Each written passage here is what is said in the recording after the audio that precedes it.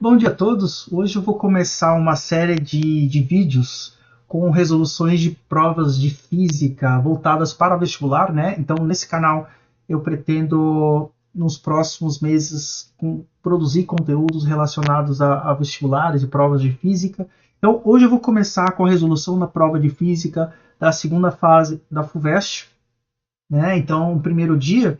Então, a primeira questão é o seguinte: eu tenho um artigo que foi publicado na Revista Brasileira do Ensino de Física em 2024 e ele propõe um experimento para medir a força de arrasto do ar em pipocas em movimento vertical, tá?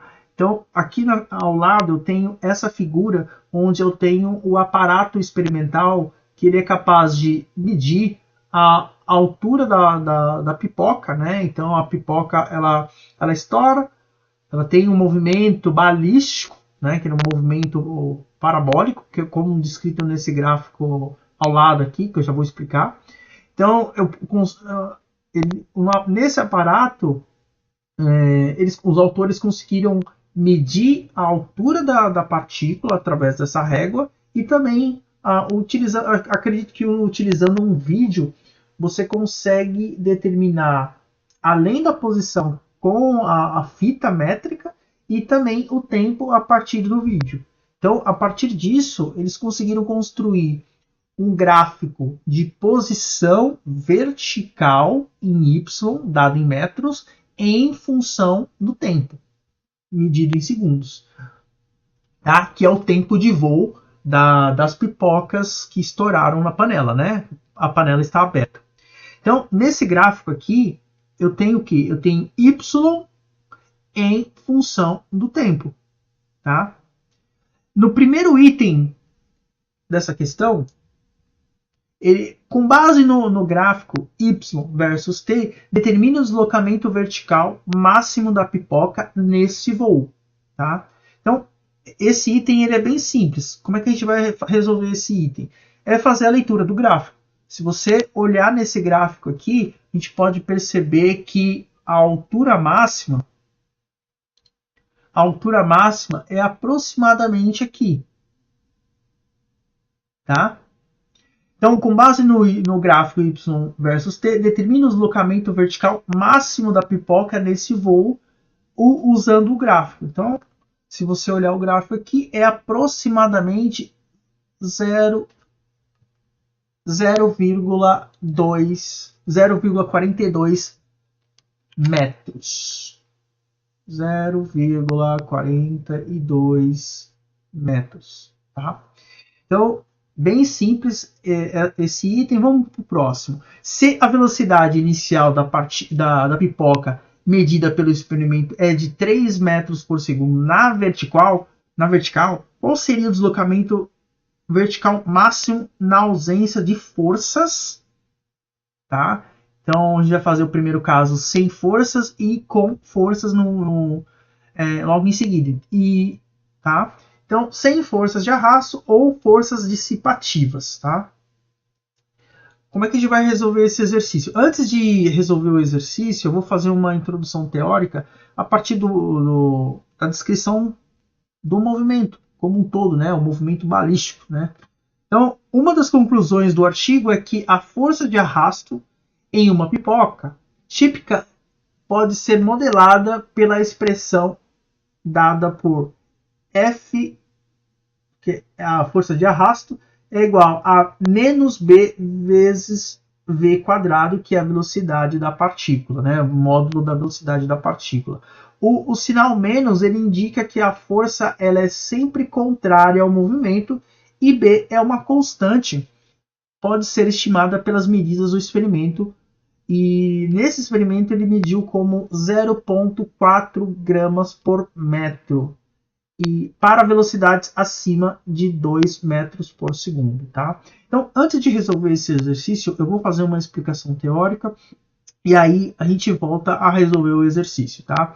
Então, o que eu tenho nesse gráfico aqui? Eu tenho uma descrição e uma representação física do movimento, né? Então, a representação da trajetória e que é dada por uma velocidade vetorial. Eu tenho uma velocidade vetorial v0, eu tenho uma velocidade v0y e eu tenho uma velocidade v0x. Essa velocidade v0 ela pode ser decomposta em duas partes, v0x e v0y, duas componentes. Tá? O que eu posso entender desse exercício? Que a partícula ela começa a se mover na direção vertical e também na direção horizontal. Conforme a partícula se movimenta num campo gravitacional, ela sofre ação do campo gravitacional, que é uma força que atrai a partícula, puxa a partícula em direção ao centro da Terra. Tá? Então essa partícula ela sofre uma desaceleração. Nesse caso aqui, ela se desloca até o ponto máximo da trajetória, e no ponto máximo da trajetória eu tenho que a velocidade em y é zero. Mas a partícula ela tem, então a velocidade total da partícula é zero nesse caso? Não. A partícula ainda possui velocidade na horizontal. Você percebe que pelo vetorzinho aqui ela não tem mais a parte vertical, porque ela é zero. E ela só tem a componente horizontal. A partícula ela para na direção vertical, ela inverte o sentido do movimento e começa a se mover para baixo. Né? Então ela começa, com o passar do tempo, depois que ela passa pela altura máxima, ela começa a ser acelerada em direção à Terra. Aí você começa a perceber que ela vai ganhando velocidade, ela tem uma velocidade v0y depois que ela passa pela altura máxima. Tá? E a velocidade v0x ela não muda ao longo dessa trajetória. Por quê? Nesse caso eu estou considerando um movimento balístico sem interferência de forças externas. Que nesse caso, uma força que poderia dissipar a energia do sistema ou diminuir a velocidade da partícula com uma força de arrasto, por exemplo, a força do ar. Tá? Então, essa é uma descrição geral do movimento. O que eu posso fazer a partir disso? Né? Então, eu posso construir algumas relações que descrevem a posição e a velocidade da partícula. Nesse caso aqui, eu tenho uma relação que descreve a velocidade na direção y apenas. Esse caso aqui, a velocidade vy em função do tempo, é dado pela velocidade v0 inicial, que é a velocidade inicial em y, menos g vezes t. Por que eu tenho menos nessa relação? Ela é bem simples. Se você olhar nesse gráfico, você percebe que ao longo da trajetória, se ele começa com uma velocidade, por exemplo, de 20 metros por segundo aqui em y, ao longo da trajetória ele diminui a sua velocidade em y. Como a gravidade é 10 metros por segundo, o que eu posso interpretar desse caso? A cada segundo, a velocidade diminui de 10 metros por segundo. Então, a cada segundo, se eu comecei com 20, ele vai diminuir 10, a velocidade vai passar a ser 10, e depois de mais um segundo, a velocidade atinge o valor zero. Então, nesse exemplo simples que eu acabei de explicar, você percebe que essa relação ela descreve exatamente a mudança da velocidade ao longo do tempo. Então, por isso que eu tenho essa relação da velocidade vy em função do tempo. Tá? Com essa relação, eu também posso determinar até o tempo de subida, né, desse movimento balístico. Posso determinar também a posição da partícula usando essa relação, que é uma relação, se vocês lembram da aula de matemática, é uma relação que descreve uma parábola. Exatamente essa parábola é esse gráfico aqui, ó. Esse gráfico inicial. Né? Então eu tenho um movimento parabólico que é descrito por essa relação aqui. Tá? A partir disso, né, então, se eu quero estudar o objeto, a subida do objeto, né, eu posso ir calcular a altura máxima desse objeto, né? Então eu tenho um objeto, eu tenho a sua velocidade diminui gradualmente, né, devido à desaceleração da gravidade. E no ponto mais alto da trajetória, eu posso calcular a altura máxima, né, que é o deslocamento vertical. Como é que eu faço para calcular essa altura máxima? Eu posso usar a equação do Torricelli. O que diz a equação de Torricelli? Ela diz que a velocidade na direção y ao quadrado é igual à velocidade inicial em y ao quadrado menos 2 vezes a gravidade vezes y menos, abre parênteses, né? Y menos y0. O que está dentro do parênteses aqui? Exatamente a altura máxima, que é a diferença de alturas, né? Eu tenho a altura inicial e eu tenho a altura final. Nesse caso, eu tenho a altura, que é o deslocamento na vertical. Como é que eu faço para encontrar essa velocidade, essa altura máxima, né? Como eu sei que na altura máxima a velocidade na vertical é zero, eu posso justamente fazer isso aqui igual a zero, né? E isolar o h, e eu tenho essa relação para determinar a altura máxima que a partícula atingiu. Tá? A gente vai usar isso no exercício. Tá? Então, agora eu vou explicar a parte da influência da resistência do ar nesse tipo de experimento. Então, eu tenho uma força de arrasto que ela vai alterar a dinâmica do sistema. Então, na prática, o que está acontecendo? O movimento de um corpo que se desloca em um fluido, esse fluido ele pode ser exatamente o ar, né?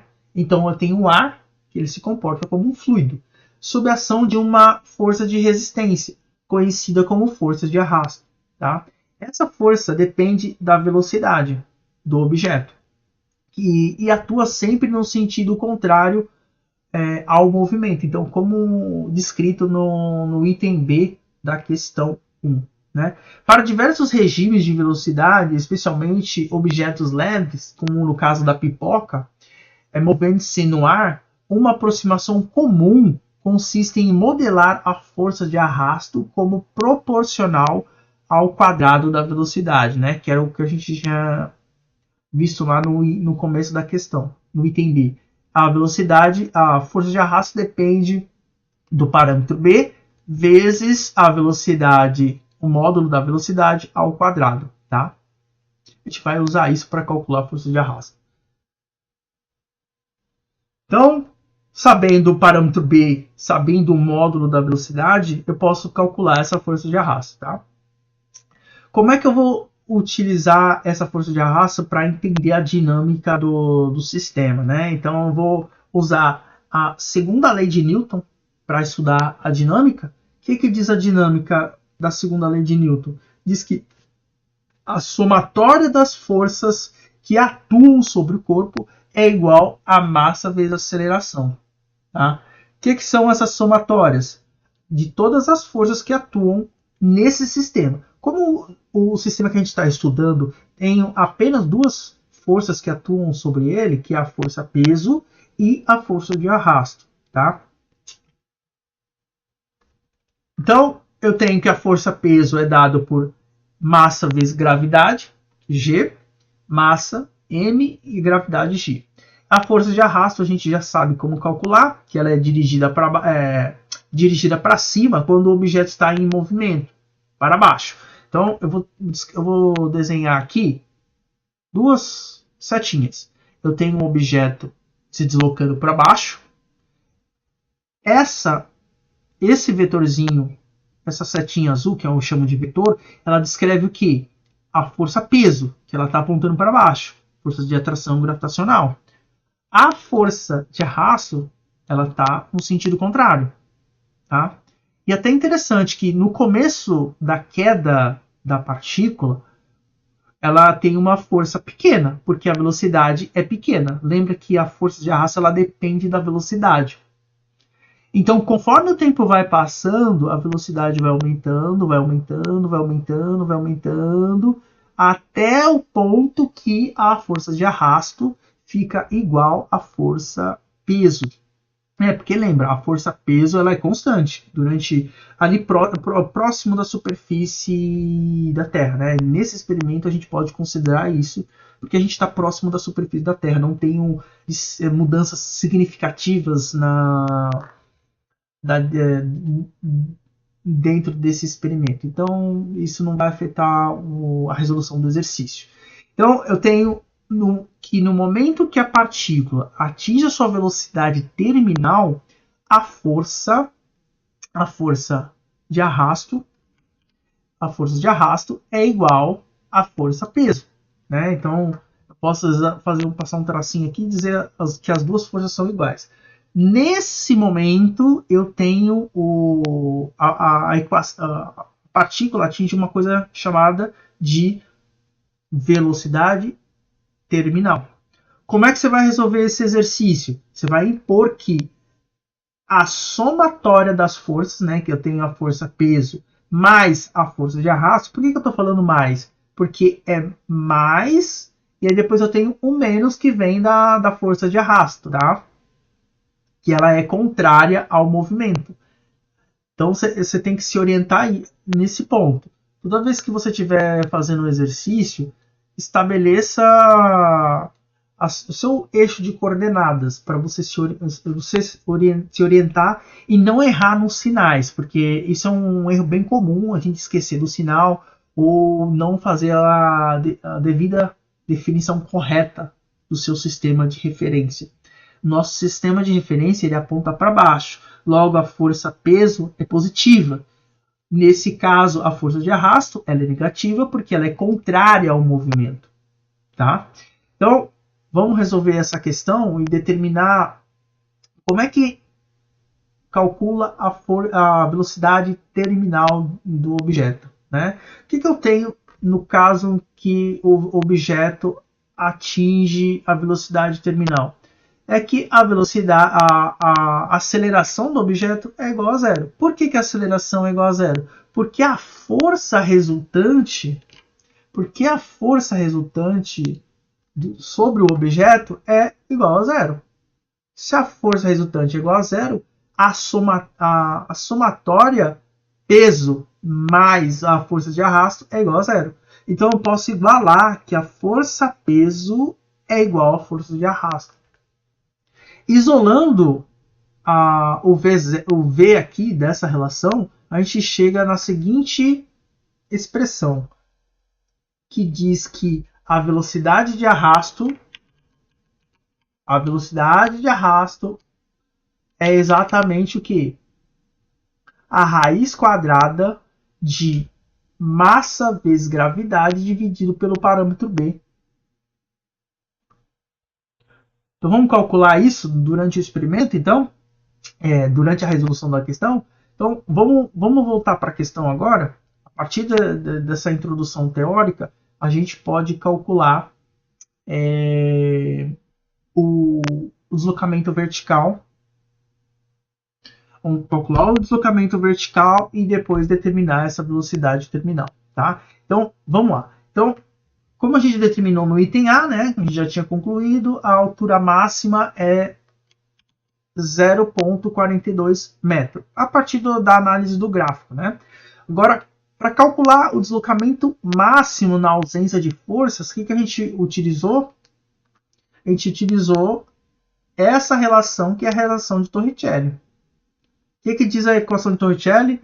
V0, Vy ao quadrado é igual a V0 y ao quadrado menos 2 vezes a gravidade vezes a altura máxima, que a altura máxima é o desnível, exatamente y menos y0. O que eu preciso impor no ponto mais alto da trajetória para a velocidade? Que a velocidade é nula. Tá? Então, se a velocidade é nula, esse termo aqui é zero, e eu vou fazer tudo isso igual a zero. Que é o que eu coloquei exatamente nessa expressão aqui. Ó.